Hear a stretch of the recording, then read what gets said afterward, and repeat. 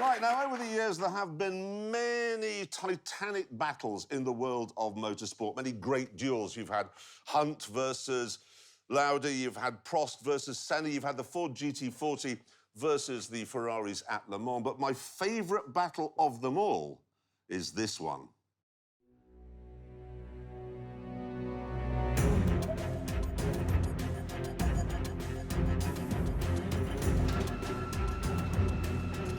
Back in 1977, Audi was developing this four-wheel drive vehicle for the German military, and they had a bit of a thought.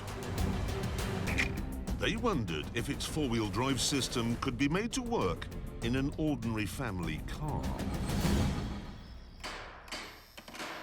And so, under the cover of darkness at a quarry in a remote corner of Germany, they began secret tests. And straight away, it was obvious that with all four wheels being driven, the family car had an enormous amount of grip. This meant it could go round corners on loose surfaces like that much faster.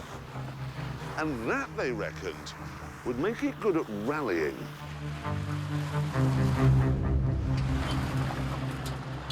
But there was a problem.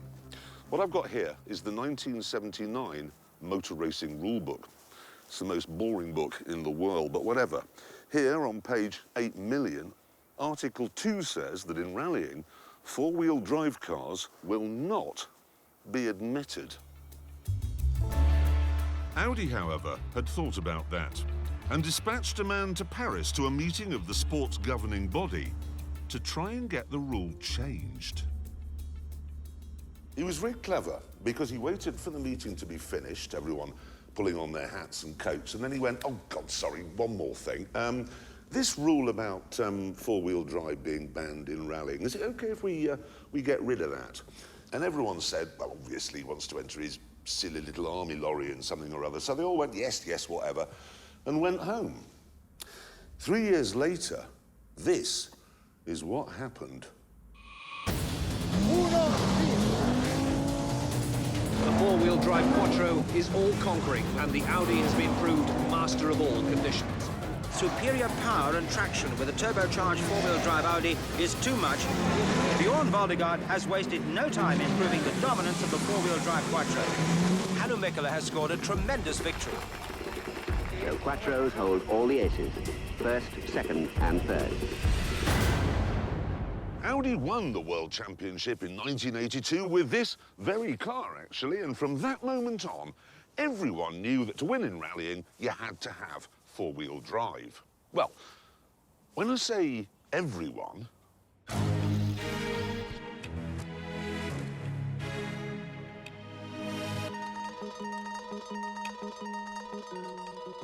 this was Lancia's answer to the Quattro, the two-wheel drive 037.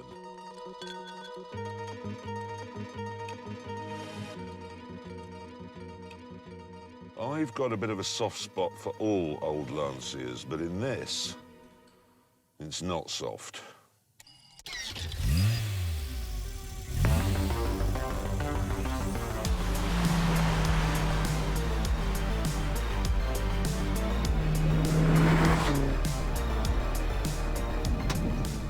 This is everything I was expecting it to be. Pops, bangs, lumpy petrol, a dashboard dominated by this enormous and very well-used ashtray. Completely Italian. Honestly, it is dainty as a dandelion seed caught in a summer breeze and as agile as a water boatman. I mean, that was... Oh, that was just glorious through there. Glorious. Feels highly strung, feels like a thoroughbred. It's fast as well. Oh, wow, what a thing this is. On a dry track then, or in a beauty contest, the 037 would thrash the Quattro any day of the week. But in the rough and tumble crash-bang-wallop world of rallying, not a chance. What's more, Audi was backed by the industrial might of Volkswagen. It was efficient and organised. This was the team boss, Roland Gumpert. And look at him, a hands-on, bearded, German doctor of engineering. Lancia's team boss, meanwhile, well, he was a bit different. His name was Cesare Fiorio, and he liked girls and powerboat racing. Also, he was running a team staffed by Italians, on a shoestring. And then there were the drivers. Audi had Hannu Mikkola and Stig Blomqvist and Michel Mouton. En bas, que je vois rien, en bas. Who had won 21 rallies between them. Quattro was the car on everybody's lips, you know, in rally business. And of course, we were developing the car all the time. It was getting better and better. We were well funded, you know, and that time it was a big team. Lancia, meanwhile, had Marco Alain and Walter Rall, who was brilliant, but said he didn't want to compete in every event and didn't want to be world champion. I told them, listen, I want to win Monte Carlo. I like Corsica, I like Acropoli, I like New Zealand, I like Sanremo. I only do these 5 or 6 beautiful rallies and nothing more. I am not interested to win any more the World Championship title. I want to be a normal man, not something special. And if we're always in the newspaper and everywhere, of course you're never alone because people standing in front of a house and I don't like her. So, Audi had four-wheel drive, a proven car, a team staffed by Germans, a hands-on boss, and a squad of world-class drivers who were motivated and on it. Lancia, meanwhile, had a budget of £3.75, two-wheel drive, a powerboating playboy at the helm, and a part-time driver who didn't want to be world champion. However, Lancia did have one ace up its sleeve. They'd been in rallying for ages. They'd won the championship 4 times with cars like the Fulvia and then the Stratos. So although their powerboating team boss looked like a playboy, he knew all the tricks. For example, the rules said that before you could enter a car in a rally, you had to build at least 400 examples which could be sold as road cars to customers. Now, obviously, when officials from the sports governing body turn up to check you've done that, they are going to notice if you've only made 200. So you say yes. But you see, this car park was full. So the other 200 are in a car park on the other side of town. And then you say, let's go and count those now. And on the way, why don't we stop off for a spot of lunch? You then make sure the lunch goes on for a very long time. You have a starter, a main course. So turned it into candles for 3 days, got into port. Pudding, cheese. Well, when I say reverse, careered backwards. Mince, more cheese. Shame to waste the bottle. And then afterwards, you take them to another car park, which contains, miraculously, the other 200 cars. Then you had the cars themselves. The rules say they must be fitted with roll cages. But roll cages are heavy, they'll slow you down. So why not use something like this instead? It looks like a roll cage, it would pass a visual inspection every day of the week, but actually, it's made from cardboard. Look. I'm not saying Lancia actually did that.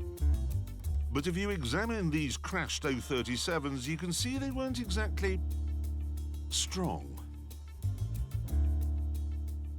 My family and my friends around me said, listen, why you signed for Lancia? This car is so dangerous. If you see these thin tubes and these plastic things, if you went off, then it's maybe the last accident you have. And I answered, listen, I am not planning to have an accident. However, despite Lancia's experience and Jazari's cunning, no one expected them to do well in the first round of the 1983 championship, which was held in the freezing mountains above Monte Carlo. We were very much afraid about this rally because you can find a lot of snow, ice, slippery conditions, where, of course, a mid-engine car with real wheel traction is not the best idea. So, whilst Audi prepared for the event by fettling its cars, Lancia got ready by going to the supermarket. Here they bought all the salt they could lay their hands on. They then sprinkled this on the difficult corners so that by the time their car came along, the ice was gone. And they weren't finished there. We have been also pushing local authorities taking care of the French roads, saying, oh, there's a lot of ice on that road. It's very dangerous for spectators and for the drivers with all this ice. Oh, yes. And so they went and they cleaned up the route. That was fantastic. They also had another trick up their sleeve. After the icy stages were over, the Lancia stopped in the middle of the stage so the winter tyres could be changed. Now, there was nothing in the rules that said you could do this, but critically, there was nothing that said you couldn't. If you want to compete in motorsport, you must know the rules you have to face, the gray zones of the rules. And it's always a big fight, but you must try to be a bit clever. The result in Monte Carlo, then, was the exact opposite of what everyone had been expecting. Four-wheel drive and 340 turbocharged horsepower are just not enough. It's Audi sadness, Lancia joy. The two-wheel drive Lancias, on a rally famed for its slippery conditions, finished first and second. For the next event of the year, in Sweden, there wasn't enough salt in the world to get rid of all the snow and ice. So Lancia solved the problem by simply not turning up at all. Audi therefore scored a 1-2 here. And 3 weeks later, they did the same thing again in Portugal. And after more successes in East Africa, it looked like Audi were running away with it. But then the whole circus moved to Corsica, where almost all of the stages are held on dry, smooth tarmac. Everyone expected the nimble two-wheel drive Lancias to pick up a load of points here. But nobody could have predicted how many they were going to pick up. Usually, Lancia turned up at an event with 2 or 3 cars, but here they arrived with 4, which meant that if they ran faultlessly, which they did, the best Audi could hope for was 5th. And thanks to mechanical failures, they didn't even get that.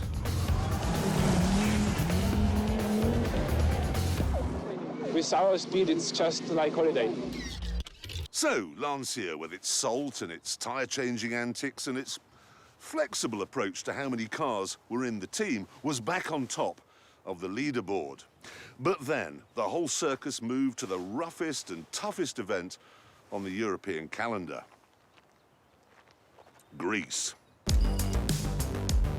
Here, everyone knew the rough roads would cause mechanical issues. There would be breakdowns, and there were. But amazingly, they were all Audis.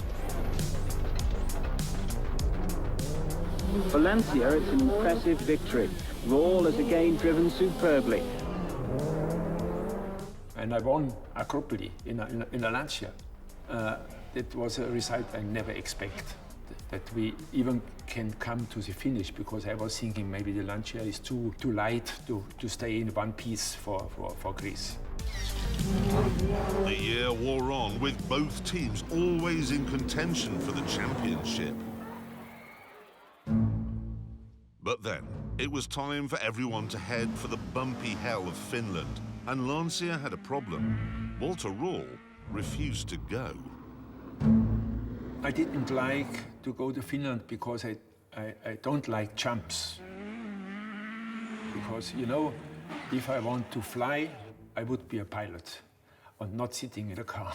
That's no way.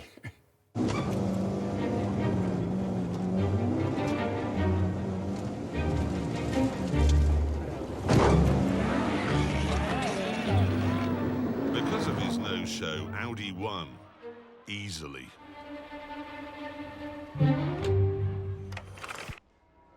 However, with only 3 rounds left, it was mathematically possible for Lancia to win the World Championship in San Remo.